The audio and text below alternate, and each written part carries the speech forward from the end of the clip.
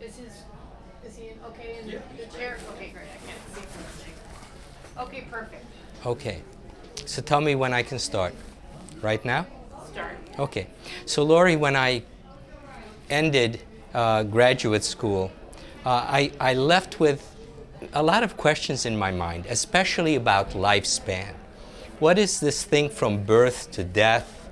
And how come we don't really have a theory of lifespan? We have human development ideas about childhood, when you're 7, about teenage years, about aging, but somehow the ideas don't transfer from one to another. So whatever idea you have about gerotranscendence in older age has nothing to do with childhood. Whatever ideas you have about infancy have nothing to do with middle age or marriage. And I said, human development aren't we the same human being? And shouldn't there be some theory that applies through the lifespan? And I was looking for that. I was looking for these ideas. One of the things I did is I looked at midlife crisis, and I looked at people who are going through a lot of soul searching, and they go into therapy, and they're looking for spiritual answers, and they go back to their religion, and they get divorced, and they leave a high-paying job, and they go to a farm.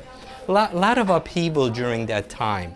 And what I noticed is that during that period, the problems that they present in psychotherapy is they're not that aware, certainly not communication skills, because basically nobody has those. They're not very good at envisioning their life different from the way it is. It's, this is the way it is, and they feel stuck. And they're not unconditional. They're not unconditional human beings. And I said, if those things were brought into childhood and kind of taught in childhood, then people wouldn't have these problems when they get into adulthood. That's kind of an easy transition. But what part? I mean, we talk a lot about things, and it seemed to me that, and we did some research on this, that people feel that somehow life, to one degree or another, is kind of over around 40-ish. That it kind of peaks, it's great when you're 30 and da-da-da, but then, because we believe we're a body and a brain. So when people start seeing those two things kind of go south, kind of life is over. They don't get excited about getting to 50. When they're 50, they don't get excited about getting to 60. When they're 60, they're not excited about getting to 70. So I said, there's something wrong with this. Because the 10-year-old can't wait to be 20. The 20-year-old can't wait to be 30. More control, more power. So I said, what if I hypothesize that lifespan is this continual curve and just gets better and better, more and more powerful, more and more satisfying, literally to the day we die. So then everybody would be excited about growing older. But what could we say to people to make them excited? I said, well, what if we hypothesize that we're not just a body and a brain? Yes, those are the two things we see. And when people talk about spirit and being and soul and everything, they're kind of in the spiritual or religious. It's not very scientific. It's not, not a lot of thought is put into there. And certainly you can't research something you can't see those things. I said, but let's see if we start out with that premise that there is another part to the human being. Not a soul and not a spirit, not these things, but we use the word self. What if self was real? We say self-destructive, self-support, you love yourself, you hate, we use the word all the time. What if it actually existed? What if there was something right there at inception, right there in the fetus, developing like everything else develops, but we don't realize that there is another part, so we're not really paying attention to developing it. So I said, what if these things called awareness, vision, communication, and unconditional behavior, they were the muscles, so to speak, of this other entity? So I worked with that idea, and a lot of people said, it makes sense. When you look at midlife crisis at 40, I said, you know, it's not a crisis. It's the final stage. We're entering into the final stage. I said, well, but what makes this stage better? I said, because we're more powerful. It's the most powerful time of life. I said, well, power, you know, you can manipulate people. I don't know if people are going to like power. What do you mean by power anyway? So I said, well, what I mean by power is the ability to touch another human being, to move another human being, not manipulate them or force them or buy them off, but actually touch them, move them. Well, okay, it sounds okay. I mean, but how can you prove this that this is power? You know, what ideas do you have to substantiate that this may be power to touch another human being? So I sat around, I thought about that, and I realized that in history, we study people that have been very powerful. Caesar and Napoleon and Alexander the Great and Hitler and Stalin and all of these powerful people, we study them. We don't like them very much, but we study them. And then, so that's the physical stage of development, right? Then there is a second stage, development of the brain. So we study these people that use their brains. They developed the printing press, and they developed penicillin and the telephone and electricity and the airplane and Einstein with E equals mc squared. So we study these people, and we realize that in many ways they have made our lives easier, right? I can't fly to Europe, but if I get into a plane, it's much easier than trying to fly. So we study these people, and we kind of hold them in higher regard than than we do you know, the physically powerful. I said, but you know what? There is a third group of people. And these third group, we don't think of them as brilliant. We don't think of them as powerful. And yet, they touched millions and billions of lives. They moved people. And these are the people we really look up to. These are the people that we really want to emulate. And we know who we're talking about. We're talking about the Moses and the Jesus and Muhammad and Buddha and Mother Teresa and Martin Luther King and a lot of people whose names I'm not mentioning. But when we look at them, what really hits us is that they're developed human beings. Not that they're geniuses, or not that they're forceful, powerful, but they're developed. And what areas are they developed in? We're back to the problems human beings have. They're aware human beings, they're unconditionally loving human beings, they know how to communicate, and they have a vision for the future of humanity. And that possibility exists for all of us. To develop those, perhaps starting in childhood, trying to get this into school systems, starting in childhood, but still, it's that third stage of development where if we develop these areas, we can touch human beings, we can inspire human beings, we can give them this unconditional love that this symposium is about, that everybody's looking for. So I said, okay, and everybody said, oh, I love your idea, yeah, you know, you got something there. But I wanted to prove that self was real. And of course we can't see it. I mean, just for years, how do I prove that self is real? And then one day, I was sitting around, that's when my theory of love began, and I said to myself, you know, when people are not nice to me, it hurts. I said, why? Why would somebody not being nice to me, impatient or disrespect, why would that hurt? They're not punching me in the nose. It just didn't make any sense to me. And beyond that, I realized nobody ever talks about why it hurts when people aren't nice to us. I just kind of grew up. When people weren't nice, I didn't like it, it hurt. And we just go on. No conversation, nothing in high school, nothing in college, nothing in graduate school, nothing in academic journals. Why would people's unloving behavior hurt? There's got to be a reason. Then I said, but you know what? The flip side of it is when people are nice to me, it feels so good. And again, why? Why would people's nice behavior feel so good? So interestingly enough, I spent years and years as an anti-hunger activist. I founded Impact on Hunger. And so I saw hunger and starvation up close and personal, 24/7 most of the time. And what that's about is nourishment. When you nourish people, they feel energized, they feel warm, they feel good. When they're starving, there's a pain. And I said to myself, you know what? When I think about people being loving or unloving, that's actually what it seems to be. Like I have a hunger, like I'm starving, I have this pain.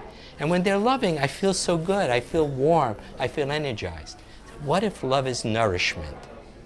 What if love is... Now you hear mother's love is nourishment. And people, when you say to them, love is nourishment, oh yeah, love is nourishment. You're not saying anything new. But they never think about the implication of that statement. Because if love is nourishment, then what? Well, for instance, if love is nourishment, I have a 2.5-year-old granddaughter, and it's been all about teaching her to be self-sufficient. Hold the bottle, drink from the glass, hold your own fork. Learn to become self-sufficient. Go to school, get a job, get paid, buy your own food, cook your own food, eat your own food. We're done. Parenting, all about self-sufficiency when it comes to nourishment. So if love is nourishment, when do we ever teach a child self-sufficiency? Never.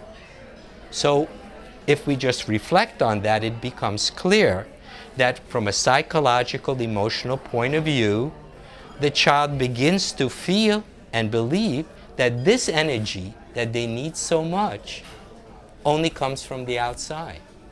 So for the rest of our lives, we're looking for the people that are going to give us this nourishment because we don't know how to nourish ourselves. I just spoke to someone in our panel. I said, you know, Stefan, when you say self-love, I kind of think selfish, self-centered. That's what we think. Because we don't think of love as nourishment. And the way we've earned it, we were always told it's better to give than to receive. It's, all that kinds of stuff. And if you think about yourself, then you're selfish and self-centered. And we confuse the two. Because when we're hungry, we go to the refrigerator and we take something and we eat. And nobody thinks we're self-centered, right? We're taking care of a need. If love is nourishment, then nobody would think wrongly that we nourish ourselves. So people say, well, what do you mean by that?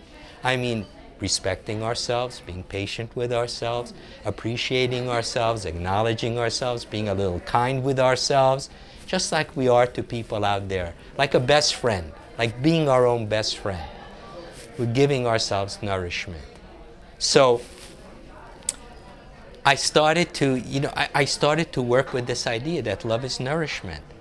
And when I work with couples, to basically say, the real reason you got married wasn't because you were attracted. You were attracted, but the real reason you got married was in addition to attraction, which is adrenaline and dopamine and pheromones, wonderful chemical concoction that stirs everything up, you also were getting from the other person oxytocin, vasopressin, endorphins, nourishment, nourishing love. Because when we're attracted, we so much want to stay in that relationship that we're willing to be nice. Extra nice, super nice, considerate, thoughtful, accepting, no flaws. When the parents say, but don't you see this person? No, because we want to stay in that relationship. So we actually really because if you find someone who you're attracted to and they're not nice, very quickly you're not attracted. Maybe you dated them for a while, maybe even went to bed with them, but as you realize they're not a nice person, they start to become less and less attractive. On the other hand, a lot of times when people meet and they're not very attracted, they work together or they go to school together or they're part of a church or a club, but they get to know each other and realize what a nice person this other person is, and they become more and more attractive to us because they're nourishing us like we remember in infancy, and this is what we were always looking for. So I say to the couple, so start nourishing, start being respectful because she needs it, he needs it. You guys don't know how to love yourself yet. You were never taught. So you have to love the other. And as you learn to love yourself, you'll be less dependent And it'll be okay if the other person isn't so perfect. You won't take it so personally. It won't hurt you so much. So this is where the idea, so I said, well, love is nourishment. What part of us does it nourish? When we're in pain, what part of us feels the pain? And I looked everywhere. And it's not the heart, we don't go to a cardiologist. It's not the kidneys, it's not. Where does the pain come from? It has to come from somewhere, because we know in the brain there's no pain endings in the brain. So the pain is only translated. The signal, you cut your finger, the signal goes, the brain says ouch, you know. And if you cut that off, you can cut it and it doesn't say ouch. You know. So, but I said, these signals are coming from somewhere. And when people are nice to us and it feels so good, it's coming from somewhere. I said, you know what? I think love is the nourishment of the self. And I've been working with that idea. And what happened about a year ago is the #1 Google search phrase turned out to be, what is love? And when I read that, I thought about people are in pain and they need to know. They want love and they just don't know how to get it, where to get it. They don't know how to give it to themselves. What is love? And I started to think about all the books and all the advice columns and everything that's coming from everywhere. And the conversation about altruism and the conversation about compassion. And it goes on and on and on. And I said, you know what? We're trying, but I think we're confusing human beings. People can't read 30 books to figure out themselves what love is. I have an idea, so do other people. Why don't we bring people together? Why don't we get theologians and sociologists and psychotherapists and neuroscientists and medical doctors, philosophers, and talk to each other? Let's see what we can come up with, because we have to answer this question, what is love? Otherwise, we're here to help humanity, and we're not helping humanity. And that's where the symposium comes from. So we're together, we're talking, and the interesting thing that is becoming so apparent is not that somebody's right and somebody's wrong. It's that when we start teaching something new with children, we don't start with calculus. We don't start with Shakespeare. We start with 1 + 1 is 2. A, B, C, D, E, F, G. That's what we start with, eventually. So with love, we have to start with the basics. We have to be able to explain to people and help the people who don't love themselves. Those people who are a little further down the line on the spectrum, who feel better about themselves, maybe we can talk more about philosophy and higher levels. But if you say to somebody who doesn't love themselves, who doesn't know the ABCs, love the world and love all the trees and love the universe, you know, they're just going to step on the next cockroach, yell at the guy who cuts them off. So we have to be careful. So I think what this symposium, and to me it's already been a success, is the realization that we have to take every human being where they are and teach them what they need to be taught. And then I think we will have really succeeded.